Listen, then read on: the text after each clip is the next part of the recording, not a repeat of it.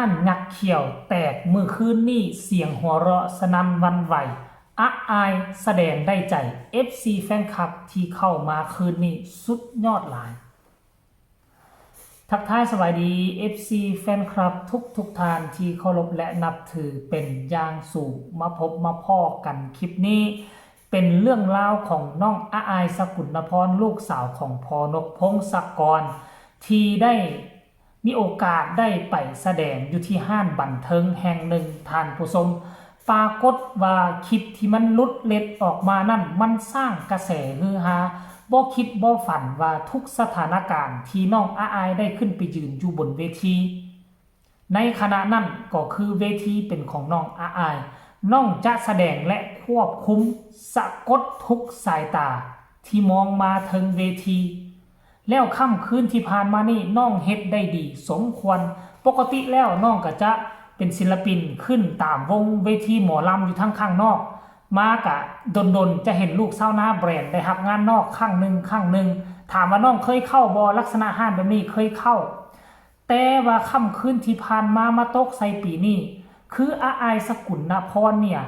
ค่อยขอยกโป้ให้เลยอายุเพียงแต่13ปีแต่การแสดงการเทคแคร์มันเป็นมืออาชีพสุดๆมันบ่แตกต่างอย่างจากขอซื้อเดอแอนอรดียังก็ฝ่ายเนรมนแล้วก็ทั้งถ้าจะเปรียบเทียบที่เกือบเทียบเท่ากับศิลปินเบอร์ต้นๆของวงการหมอลำไปแล้วที่สามารถรับงานนอกนะคือตัวน้องอายนี่สุดยอดเลยขอยกโป้ให้คือบ่มีคำสิเว้าแหละเนาะมื้อคืนนี้มีการยอดมุกมีการห้องเพลงเปรียบเปยโดยเฉพาะคือตอนบอสนุกับอาเทพเข้าไปก็มีการห้องเพลงเปรียบเปยเสียดสีแต่ว่าเสียดสีในทางที่ตลกคบขันคนฟังไปแล้วมีความสุขสนุกสนานอยู่ในหั่นละก็และเพลงใดที่เป็นกระแสคือน้องอายจับยิบยกเอามาห้องหมดถึงแม้ว่าเพลงนั้นอาจจะห้องบ่สุดเพลงแต่มันเป็นการสร้างความตลกคบขันการที่เฮาไปแสดงคอนเสิร์ตบ่แม่นว่าจะไปห้องเพลง4-5 เพลงที่เฮาได้รับมอบหมายมาแล้วจะจบแล้วก็ลงเวทีไปอันแบบนั้นไผก็เฮ็ดได้แต่ศิลปินต้องมีการเอนเตอร์เทนคนดูคนเบิงคือน้องอายมีสิ่งนี้ประกอบเข้ามาบวกใส่กับเสียงอันไพเราะสนอหูมันจึงก่อให้เกิดกระแสฮือฮาในค่ำคืนนี้ขึ้นมาอีกครั้งหนึ่งค่อยเชื่อว่าวงการหมอลำคันถ้ามีน้องอายแบบนี้ตลอดไปอีกบ่ดนบ่เกิน 3-4 ปีข้างหน้าวงเสียงวี6ดังระเบิดแน่นอนค่อยขอฟันธงอยากให้ทุกคนไปเบิ่งคลิปนี้ขออนุญาตอีหลีเนาะเทพทั้งเป็นสมาชิกแล้วก็เป็นพี่น้องของอายครับพอนกพงศกรนั่นแหละขออนุญาตเอาคลิปเจ้ามาเปิดให้ FC ทั้งฝั่งไทยแล้วก็ฝั่งลาวแล้วก็ต่างประเทศผู้ที่ยังบ่ทันได้เห็นความน่ารักของอายเนาะให้ไปชมคลิปนี้แล้วจึงมาพ้อกันในช่วงต่อไปชมพร้อมๆกันเลยญาติโยมมาอยู่กับอาไม1 2 3บ่าวเดินนิยนนาเล่ใจกันอายบ่มองถูกมันบอกว่าดีที่ไม่รักบ้านอย่าดูเซ็งส่ง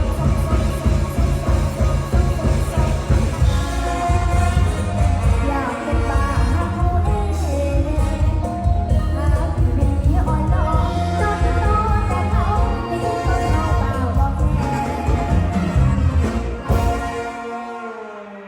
สมน้ำหน้ามันบ่สะใจครับเต้นไหนหลวงพ่อกินอะไรต้องสม1 2 3ส้มน้ำตา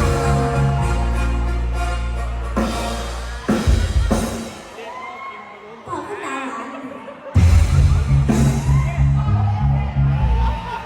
บ่หวานจังไรแต่ของร้านเอาเราไฮไลท์ตอนนั้นเนาะบ่ได้แค่หัวเสียงเลยสมน้ำหน้าไปเป็นบ้านอนเฝ้านมเขาเอง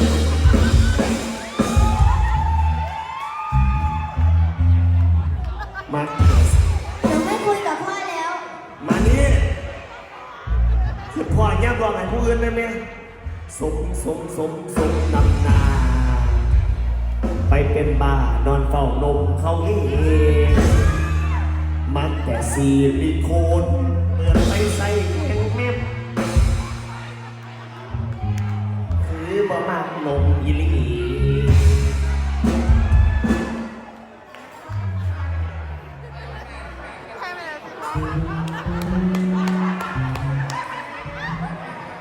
ที่ไหนก่อนอัน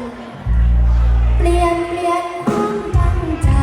ของน้องเลยก่อนโทรมาอ้อยจะคอยดูอาย บอกแล้วจบแล้วลูก บอกว่าน้องยังสำคัญเขาบอกมีกันทุกอย่างหมดความหมายตอนนี้ยังบ่สายเหลือเยื่อใยเปลี่ยนใจน้องแค่เป็นวันหลังจากที่อายอ่านข้อความนี้อาจพูดว่าจบกันทีหรือกับน้องก็ช่างตัดสินใจแล้วน้ำตาแอวสิบอกกับลังต่างอยู่สองข้างทางจำไม่ได้แล้วค่ะ อ้าว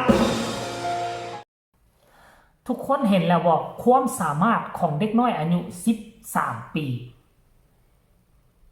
แล้วพวกเจ้าไปเบิ่งศิลปินคนอื่นหมอลำในวงอื่นๆเนาะเวลาเขาขึ้นเวทีหรือเวลาเขารับงานนอก แล้วเอามาเบิ่งคือมาตรฐานเดียวกันเลยไหมมาตรฐานเดียวกัน ยอดมุกอินเตอร์เทนทักทาย โอ้ลมพูดคุยสามารถเฮ็ดแนวใดได้เฮ็ดให้ FC แฟนคลับอยู่ทั้งมื้อคืนนี้อยู่ทั้งห้านมื้อคืนนี้น่ะหัวกระแตกวุ่นมีความสุขและอินไปนำกับคำที่น้องอายห้องไปเฮ้ยซึ่งที่ผ่านมาอายก็ถามว่าเฮ็ดได้ดีบ่เฮ็ดได้ดี แต่ว่ามาตกใส่ปีนี้คือค่อยกล้าเว้าได้เลยว่ามาตรฐานสูงขึ้นกว่าเก่ามันใกล้แล้วล่ะที่จะใกล้แล้วแต่ว่าบ่ได้ถึงเวลาเถอะนะที่จะให้น้องสามารถรับงานเดียวเองได้แบบโดดๆเลยใกล้แล้วก็ค่อยเชื่อว่าอีกบ่ถึงฤดูกาลอีก1ฤดูกาลหรือ2ฤดูกาลข้างหน้าตอนน้องอายุประมาณ15-16 ปีศิลปินคนนี้จะสามารถรับงานนอกด้วยตนเองได้แน่นอนถ้าคุณภาพเนาะการแสดงระดับนี้นะท่านผู้ชม FC แฟนคลับสำหรับเจโบเล้าคิดว่าแนวนี้แล้วสำหรับ FC แฟนคลับของน้องอายเลยอยู่ทั้งใกล้ทั้งไกลอยู่ทั่วโลกพวกเจ้าเห็นคลิปนี้แล้วพวกเจ้ามีความรู้สึกนึกคิดขึ้นแนวใดก็สามารถส่งข่าวมาทางใต้คอมเมนต์ฝากกดไลค์กดแชร์คลิปนี้อีกคลิปหนึ่งก็แล้วกันพอกันใหม่ในคลิปหน้าสบายดี